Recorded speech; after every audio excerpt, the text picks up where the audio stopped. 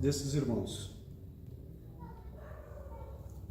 Lá no Evangelho segundo o Espiritismo,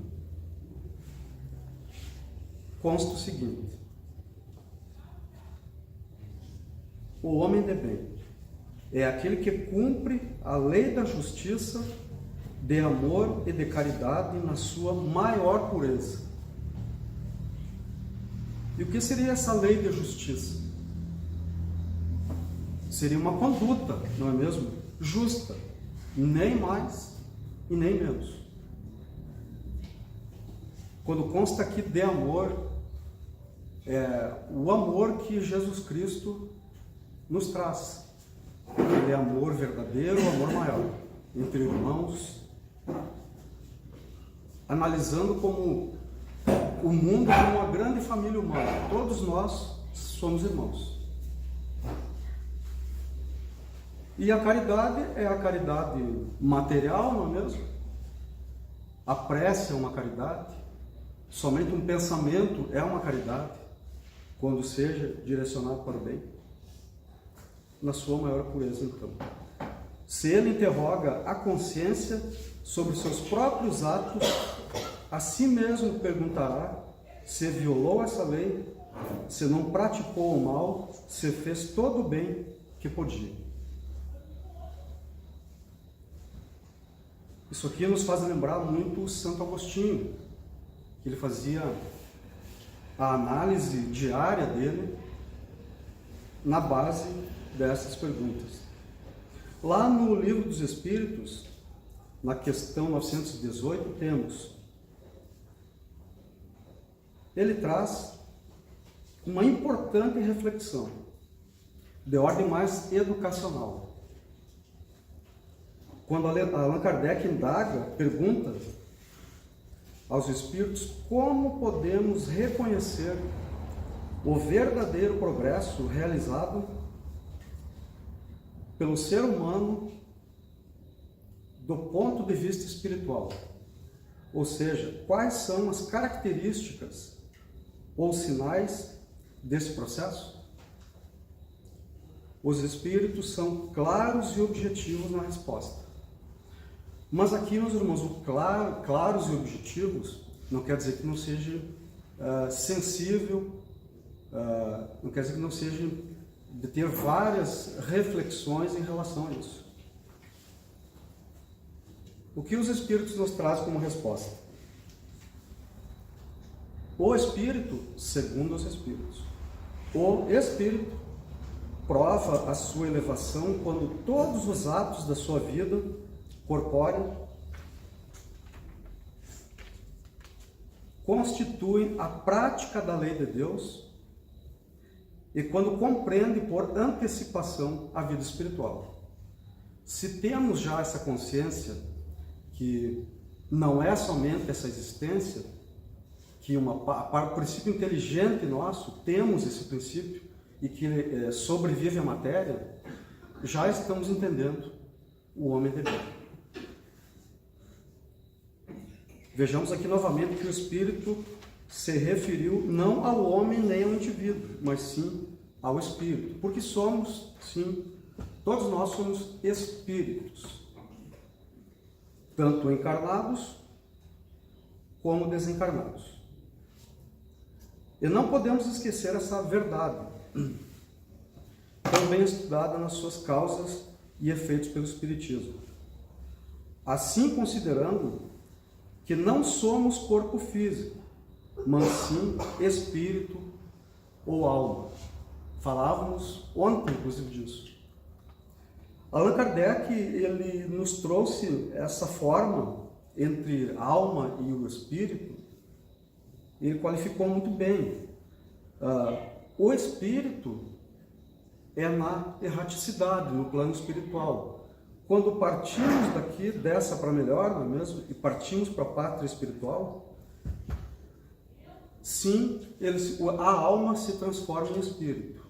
Mas quando nascemos, o espírito reencarna novamente no corpo físico, se definindo como alma. Então, quando falarmos em alma e espírito, é bom que a gente entenda essa tipificação, digamos assim, que Kardec nos trouxe. Espírito ou alma? Eles respondem que a nossa elevação espiritual está na medida em que demonstramos nossas palavras e atos, o quanto praticamos a lei divina, que sabemos que está gravada em nossa consciência. Então essa lei está em nossa consciência. Mas o que seriam essas leis divinas? São leis que governam o universo e a vida, associadas geralmente a uma crença em um ser supremo ou divino. Exemplos da lei divina, não é mesmo? O amor, a justiça, a sabedoria, a fé e por aí vai.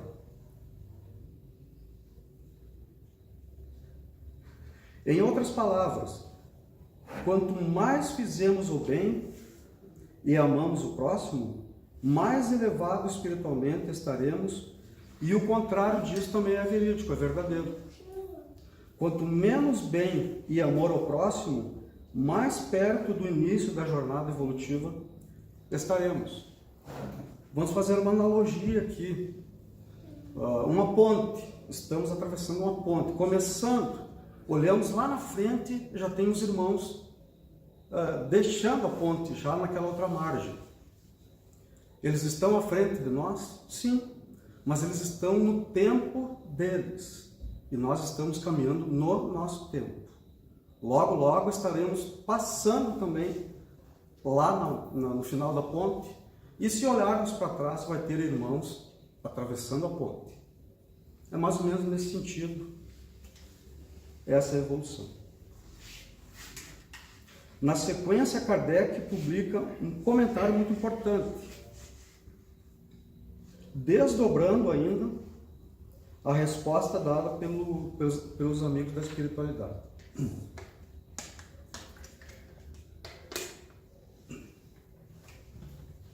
Aqui ele expande, ele assevera mais ainda aquelas palavras do início.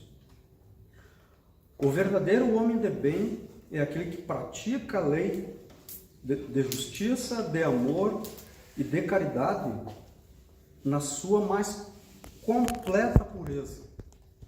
Então ele assevera nessa completa. Ele amplia mais a condição e a situação dessa caridade na maior pureza.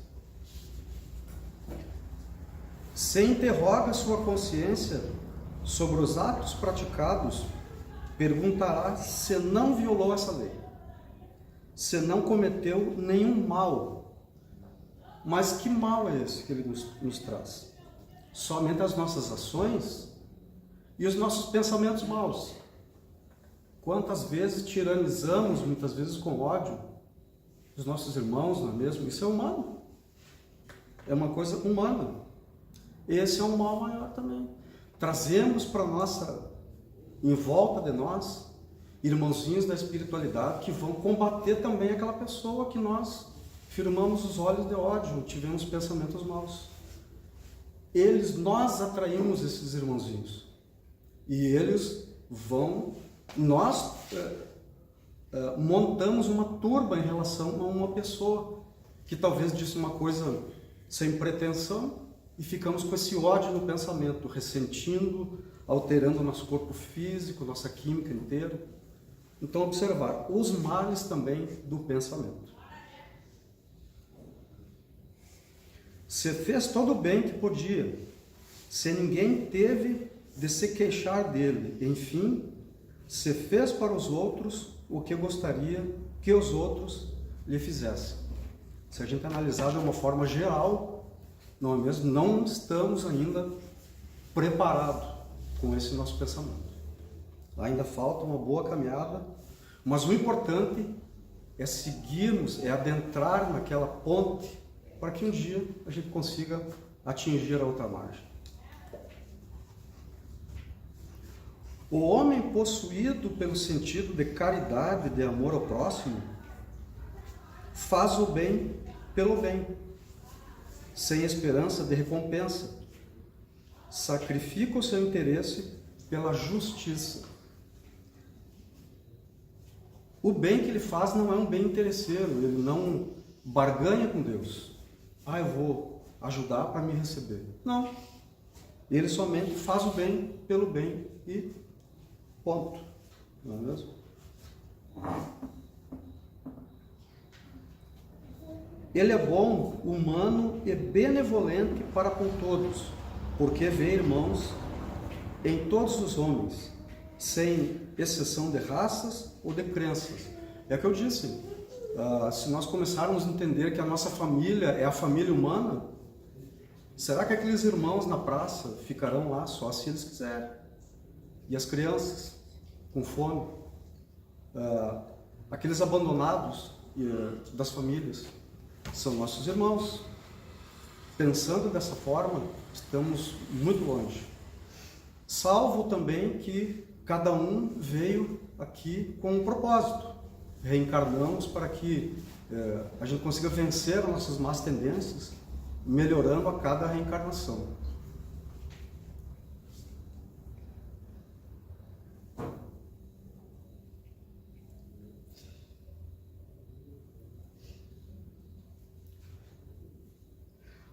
Se Deus lhe deu o poder e a riqueza, olha essas coisas como um depósito do qual deve usar para o bem, e disso não se envaidece, porque sabe que é Deus que lhe deu também poderá tirá-lo. Aqui na realidade nós somos depositários fiéis ou infiéis, não é mesmo? Muitas vezes a riqueza para muitos é uma prova, muitos botam fora. O mau uso, não é mesmo, dos bens. E os trabalhadores, não é mesmo? Os médiuns, eles podem perder a mediunidade? Sim, isso ocorre.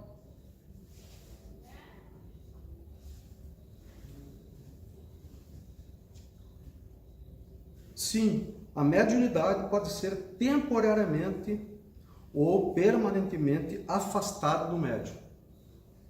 Isso ocorre principalmente quando os espíritos bons não se sentem mais confortáveis em utilizar o médium como canal de comunicação. Ou quando o médium não faz uso adequado da mediunidade. E ele vai longe.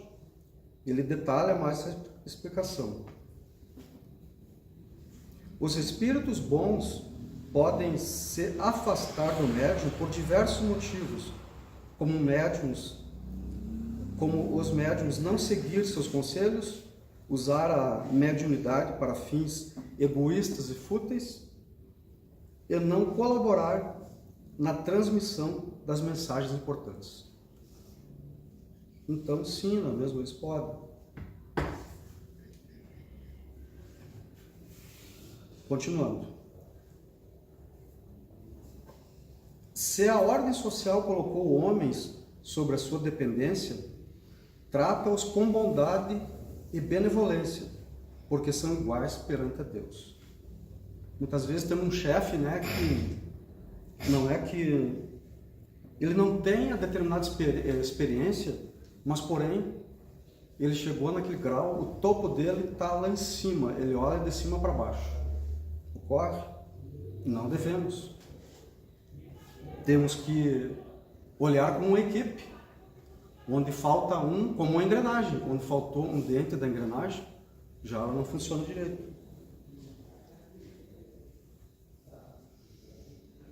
Usa sua autoridade para lhes erguer a moral e não para esmagar com o seu orgulho. É indulgente para com as fraquezas dos outros, porque sabe que ele mesmo tem a necessidade da indulgência. E se recorda dessas palavras de Cristo, que aquele que estiver sem pecado, atire a primeira pedra. Essa frase não é vingativa, ela tem um aspecto que representa vingativo, mas não. A exemplo de Jesus, não é mesmo? Jesus perdoa as ofensas para não se lembrar senão dos benefícios, porque sabe que lhe será perdoado assim como tiver perdoado. Respeita, enfim, nos seus semelhantes todos os direitos decorrentes à lei natural. E essa lei natural que seria? É a lei de Deus, indispensável para a humanidade e para a felicidade. E ele nos traz as duas formas de pensar: o que fazer e o que não fazer. Isso é a nossa consciência. Vamos fazer uma determinada atitude, vamos tomar uma determinada atitude ou não. Aqui entra a vontade do indivíduo, o livre-arbítrio.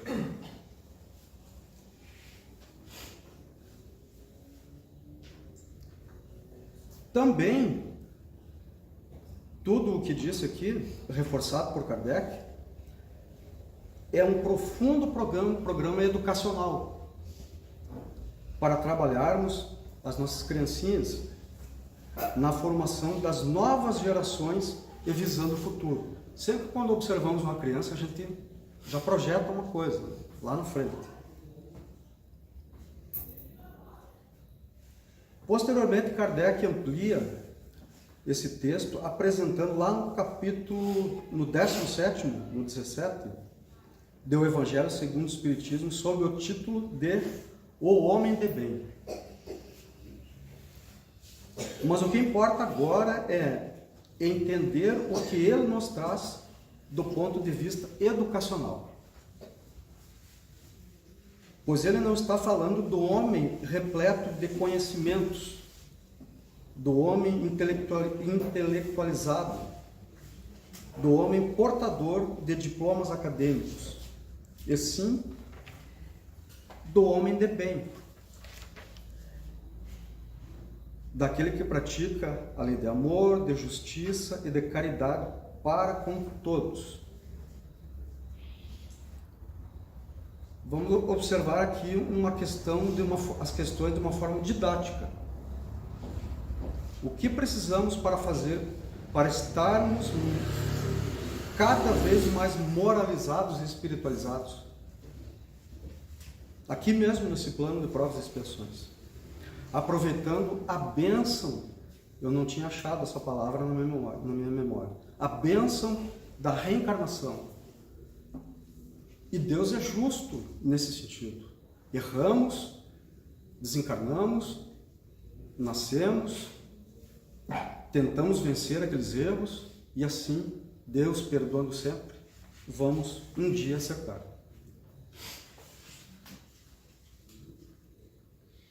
Então são interrogações e orientações que podemos trazer para o nosso íntimo para ver se estamos caminhando nesse sentido.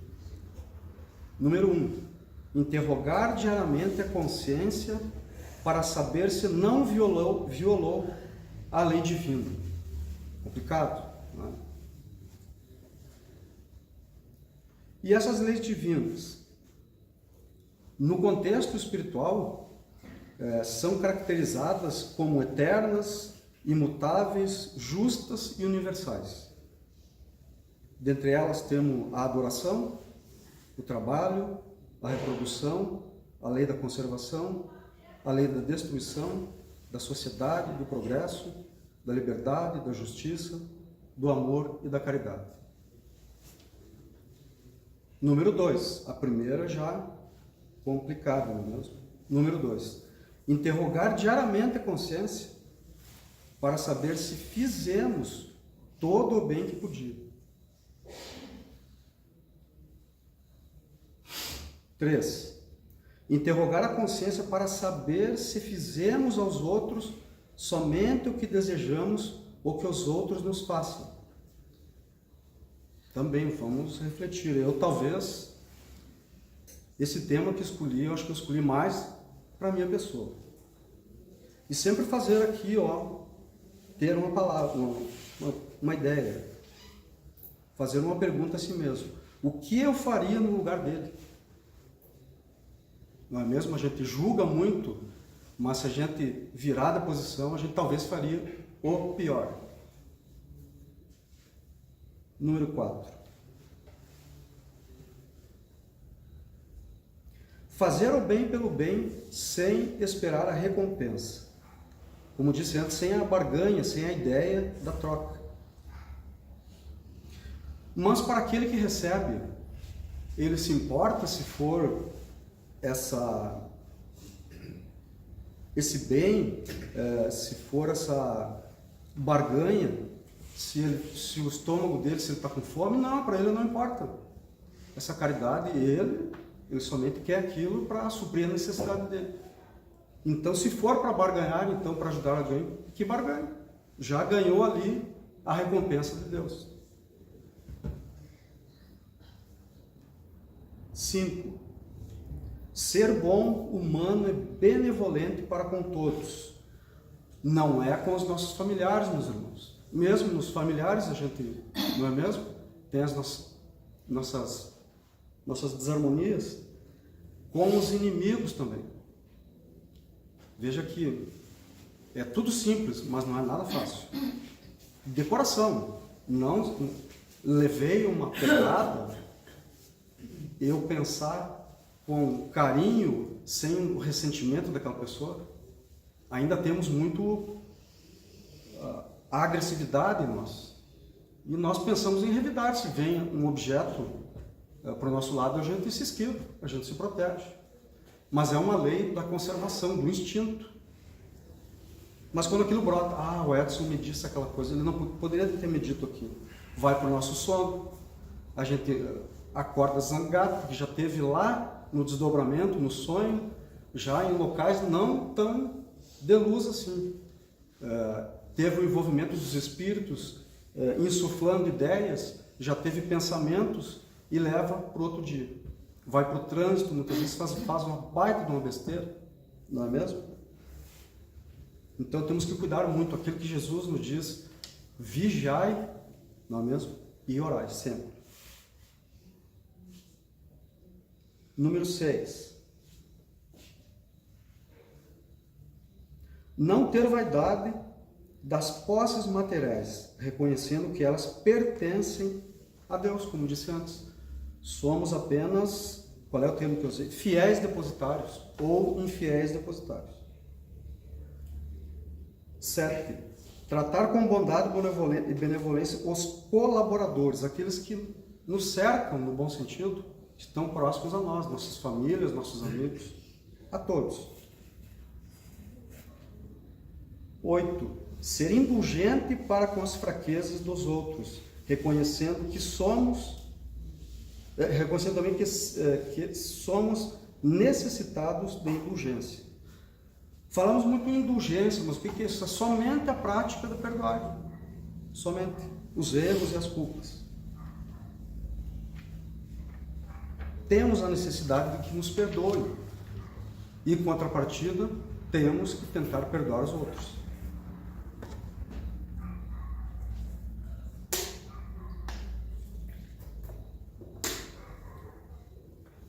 Número 9.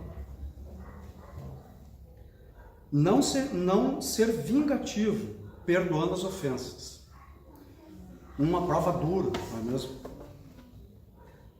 Mas o perdão, eu me perdoo pelo que eu fiz, eu perdoo o outro, e o outro me perdoa. Se tivermos desenvolvido o auto-perdão, eu errei, mas isso é humano. Eu tenho esse direito de errar como todo mundo. O auto-perdão, não é mesmo? Aí eu vou para aquela pessoa, quando eu tenho as condições, e coloco o meu coração na mão, e ele nega o meu pedido de perdão. Nega ele fica com ressentimento para ele. O meu pedido de perdão ele veio com coragem, levando o erro que eu gostaria que tu me perdoasse. Mas se ele está lá no Japão, outra parte, na espiritualidade, também, através da prece, através da oração, emanando boas energias. Há um tempo atrás eu toquei nesse tema do perdão, e um irmão aqui Na casa ele disse: eu pedi perdão em sonhos. Ele mesmo confessou que é um fato isso. E perdoar os outros. Também, se temos exercitado em nós o auto-perdão, sabemos que podemos errar, vamos perdoar os outros. Somos semelhantes, somos irmãos. E, se necessário, pedir perdão. É um programa educativo, não apenas para nós, adultos, todo esse texto, né? Mas iguais também para as crianças, os espíritos que iniciam uma nova jornada existencial, necessitados de orientação moral. Será que estamos orientando moralmente as nossas crianças? Ou será que estamos delegando à escola que ela só instrui, que faz o papel dela? Será que nos finais de semana a gente dá o celular para a criança para que a gente fique livre? Para assistir o esporte, o futebol, quem gosta? Será que estamos educando as nossas crianças? Os males, aqui já são causados por egoísmo, orgulho e ambição, e podem ser evitados com a caridade e a fraternidade. Veja bem, aqui já tem uma doença e no mesmo tempo a cura. Se irmos para o lado da caridade, da fraternidade, tiraremos sim ou evitaremos muito o orgulho e a ambição. Os males, então, decorrem de termos deixado, fortalecendo o que eu disse, decorrem de termos deixado de lado a aplicação da educação moral, permitindo o florescimento, novamente, né, do egoísmo e do orgulho. Demos tanta prioridade à educação da inteligência, ao avanço da tecnologia, ao acúmulo do conhecimento, que deixamos a formação do caráter em segundo plano. Concordo com esse texto em gênero, número e grau. Que tipo de criança nós vamos deixar na sociedade? Essa é a pergunta. Em segundo plano, o motivo pelo qual a maldade ainda está presente, inclusive o mal hediondo, aquele mal que causa um clamor público, um temor, um pavor, um horror. Esse é a parte hedionda, que ainda tem transbordando nas grandes cidades. Aqui nós estamos numa cidade média, boa de se viver. Somente a educação moral pode transformar a humanidade. Jesus, né, à luz desse mundo, ele traz todos os seus ensinos e os seus exemplos de ordem moral. Se estamos com problema, está tudo no Evangelho. Basta procurar. Uma hora a gente vai encontrar. A gente estuda, temos aqui estudantes de 40 anos estudando o Evangelho. E sempre a gente encontra esclarecimento. Em ordem moral, estão assinalados no Evangelho que os ensinos espíritas resgatam em plenitude, traçando um roteiro que a educação deve aplicar de geração em geração.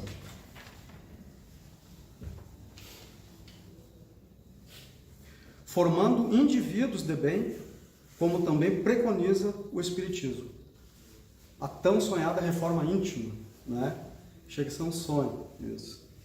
Temos sim que atentar à nossa reforma íntima, porque daqui nós vamos levar, né?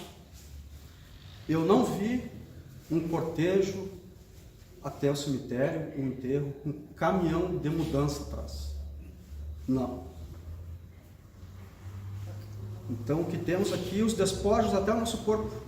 O espírito, já espírito, né? Desencarnou o corpo, ele não vai lá. Muitos não se identificam com o nosso corpo. O trabalho da educação moral é urgente. Coloquemo-nos em ação para que o futuro humano seja mais glorioso. E só para encerrar aqui, lá em Mateus, achei interessante isso. Capítulo 7, versículo 24 ao 27, consta mais aqui. A parábola da casa sobre a rocha. Significa construir uma vida sólida e estável, baseada em princípios firmes e verdadeiros, com a obediência e ensinamentos de Jesus, e em uma fé genuína. Era isso, meus irmãos, que eu tinha para hoje. Não é fácil aquelas 10 indagações ali, orientações. Ele nos toca muito. Cada vez que eu apontava os números ali, a nossa memória parece que ela vem nos trazendo, não é mesmo? Passando um pouquinho da hora. Vamos então fazer a prece de encerramento. Agradeço pela paciência de me ouvirem. E elevamos então o nosso pensamento. Agradecendo ao patrono da casa, Francisco Valdomiro Lores, que nos intui, que nos envolve, ao Mestre Jesus, ao nosso poderoso Deus, e que possamos, além da reflexão exposta, levar boas energias àqueles irmãos que não conseguiram estar aqui conosco, levando também essas mesmas energias a todo irmãozinho necessitado, em todo local, em todo lugar, que eles sintam o conforto e o nosso carinho. Agradecemos então por essa noite e que possamos sair daqui levando o que viemos em busca. Que o Mestre Jesus nos proteja e nos ampare hoje e sempre. Graças a Deus.